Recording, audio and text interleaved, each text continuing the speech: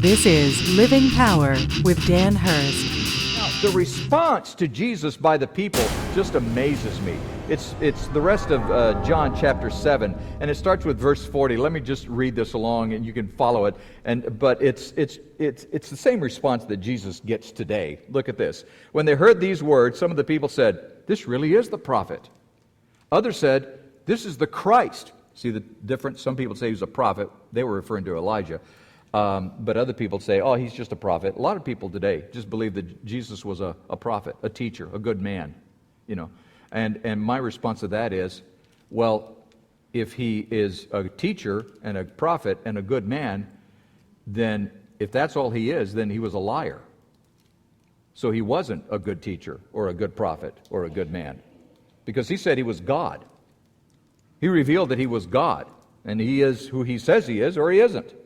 He's either a liar and a lunatic, or he's Lord. Which is he? But they said, well, he's a prophet. Some said, no, he's the Christ. And some said, is the Christ to come from Galilee? Has not the Scripture said that Christ comes from the offspring of David and comes from Bethlehem, the village where David was? Now, they knew that Jesus was from Nazareth. What they weren't realizing was that he was born in Bethlehem, just like the Scripture said he was. Scripture didn't say he would be from Bethlehem. He wouldn't live in Bethlehem. It just said that he was out of Bethlehem, he would come, and that's what happened. He was born there. So there was I love this, so there was a division among the people over him. You think? Sounds like a Baptist church. You know? People just arguing over who's what and what is and where is and what color should we paint the nursery. You know, it's just all of these things that people argue over, and that's what he caused this division. And verse 44 says, some of them wanted to arrest him, but no one laid hands on him. The officers then came to the chief priests and Pharisees, and they said to him, the Pharisees said, well, why didn't you bring him? They showed up, you know, to report, and the Pharisees said, where is he? Why didn't you bring him to us? And the officer said, dude, nobody speaks like this guy. I mean, they were amazed at the way Jesus spoke. They said, no one has ever spoke like this man. And the Pharisees, who were just really irritated by this, said, have you also been deceived? Have any of the authorities or the Pharisees believed in him? In other words, we don't believe in him. You shouldn't believe in him. Have any of the authorities or the Pharisees believed in him? But this crowd doesn't know, that doesn't know the law is accursed. The people who believe in him are cursed. They're deceived. They're misguided. That's what people think about you, by the way, as a Christian. And Nicodemus, this is the Nicodemus from chapter 3 of John, the one that came to Jesus at night, and Jesus said, for God so loved the world, he gave his only begotten Son.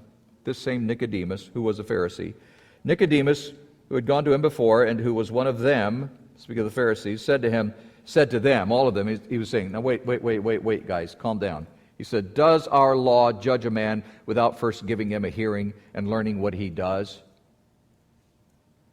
They said, what, are you from Galilee too? Search and see. Search the Scriptures. Go ahead, Nicodemus. You know the Scriptures. You're a rabbi. Go ahead. Search the Scriptures. See that no prophet arises from Galilee. There's no prophet that comes out of Galilee. The Bible doesn't allow for that. The Old Testament doesn't allow for that. And then the next verse is, so they went home. And there was such division that was going on now. And this is the beginning of... We're not in the beginning of Jesus' ministry. This is kind of around the middle of his ministry, but things haven't changed much today, have they? This same argument continues today.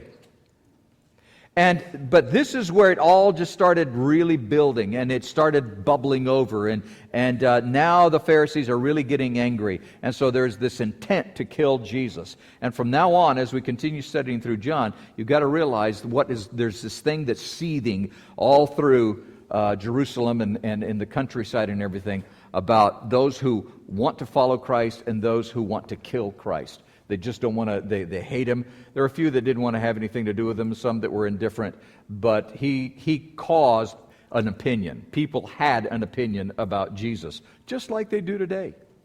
Just like they do today.